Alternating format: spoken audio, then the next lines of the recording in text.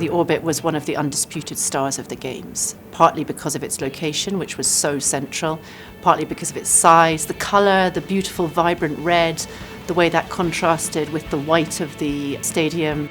It was unique and an icon. Because of that, everyone wanted to explore it. It's really important for a Games to have a central point for everyone to focus, and I think the Orbit became that. It drew its own attention. You know, there it is on the ground, it's starting to grow, it looks a bit strange, it's not ordinary, it leans, it's a tower, it's red. It was there every day, it looked different every day. The more visible it became, the more interested people became in it. 5,000–6,000 people a day, in total 130,000 for the whole Games period that visited the structure. Everyone queues below the big canopy bell, that was full all the time, and that was what created the buzz, because there's families, athletes, celebrities. It was on show and having so many different successful moments throughout the Games. Obviously one high point was the Queen visiting the Orbit, and that was a phenomenal moment.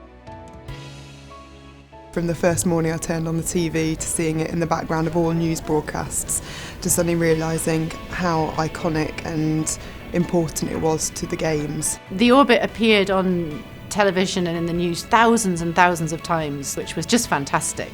What the ArcelorMittal Orbit brought was some verticality and a very kind of strong and, let's say, bold artistic statement. In that context, it was bound to get press, wasn't it? Some people will just wonder, well, what is it?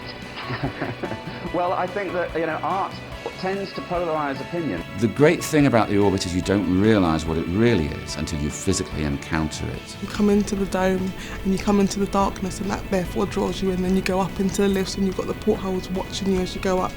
And then you get to the second platform and you've got this amazing view. It really brings you in and sucks you into the whole experience of it, and it makes you feel part of it. There are these fantastic Anish Kapoor mirrors at the top of the Orbit and the viewing platform, which really inverted the skyline. They're designed to make you feel unstable with the structure. They're quite amazing, the way that they concave and they flip the skyline upside down. It's more than just a structure, because it engages everybody and it can appeal to everyone and inspire people of all ages. By visiting it, you could sense that people were getting it. The Orbit has really outperformed all of our expectations at ArcelorMittal. There isn't any structure of that kind in the world, so I think we're definitely going to get a lot of people who want to see it. Now it has to live on, and it has to find its future life and really become an iconic structure for London and attract people to visit.